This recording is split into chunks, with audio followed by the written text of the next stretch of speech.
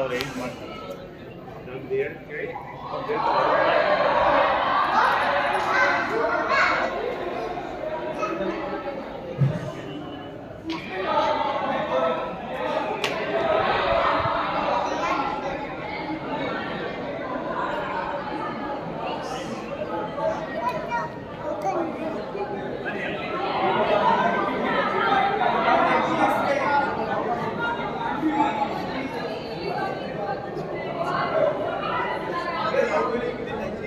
I will see the next speaker.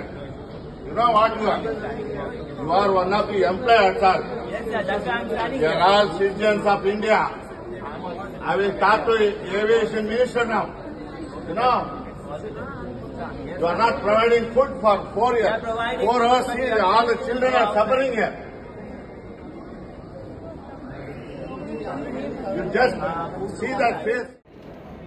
ನಾವು 18 ಜನ ಸ್ನೇಹಿತರು ದಿನಾಂಕ 22/5/24 ಬುಧವಾರ ಬೆಂಗಳೂರಿನಿಂದ ಅಂಡಮಾನ್ ಮತ್ತು ನಿಕೋಬಾರ್ ದ್ವೀಪ ಸಮೂಹಕ್ಕೆ ಪ್ರವಾಸ ಬಂದಿದ್ವಿ ವಿಸ್ತಾರ ವಿಮಾನಯಾನದ ಮೂಲಕ. ಈಗ ದಿನಾಂಕ 27 ಸೋಮವಾರ ಇವತ್ತು ಮಧ್ಯಾಹ್ನ 1:45ಕ್ಕೆ ಅದೇ ವಿಮಾನದ ಮೂಲಕ ನಾವು ಬೆಂಗಳೂರಿಗೆ ಹಿಂದಿರುಗಬೇಕಾಗಿತ್ತು. ಆ ಸಲುವಾಗಿ ನಾವೆಲ್ಲರೂ ಕೂಡ ಮಾಹಿತಿಯನ್ನು ಪಡ್ಕೊಂಡು ವಿಮಾನಯಾನ ಸಿಬ್ಬಂದಿಯ ಮಾಹಿತಿಯ ಕೊಟ್ಟಂಥ ಸೂಚನೆಯ ಪ್ರಕಾರ ನಾವು ಬೆಳಿಗ್ಗೆ 11 ಗಂಟೆಗೆ ಎಲ್ಲರೂ ಕೂಡ ಈ ಪೋರ್ಟ್ ಬ್ಲೇರ್ನ ವಿಮಾನ ನಿಲ್ದಾಣವನ್ನು ಪ್ರವೇಶ ಮಾಡಿದ್ದೇವೆ. ಚೆಕ್ ಇನ್ ಕೂಡ ಆಗಿದೆ. ನಮಗೆ ಬೋರ್ಡಿಂಗ್ ಪಾಸ್ಗಳನ್ನು ಕೂಡ ಕೊಟ್ಟಿದ್ದಾರೆ. ಇಷ್ಟೆಲ್ಲ ಆದ ಮೇಲೆ 1:45ರಿಂದ ನಾವು ವಿಮಾನ ನಿರೀಕ್ಷೆಯಲ್ಲಿದ್ದೆವು.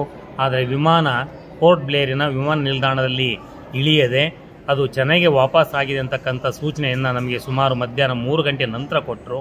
ಅಲ್ಲಿಂದ ನಮಗೆ ಆಯಿತು, ಅನಾನುಕೂಲ ಆಗಿದೆ, ನಮಗೆ ಊಟದ ವ್ಯವಸ್ಥೆ ಮಾಡಿ, ನೀರಿನ ವ್ಯವಸ್ಥೆ ಮಾಡಿ, ಬೇರೆ ವಿಮಾನದ ಮೂಲಕ ನಮ್ಮನ್ನು ಬೆಂಗಳೂರಿಗೆ ಕಳಿಸ್ಕೊಡ್ಬೇಕಂತ ಎಷ್ಟೇ ಒತ್ತಾಯ ಮಾಡಿರು.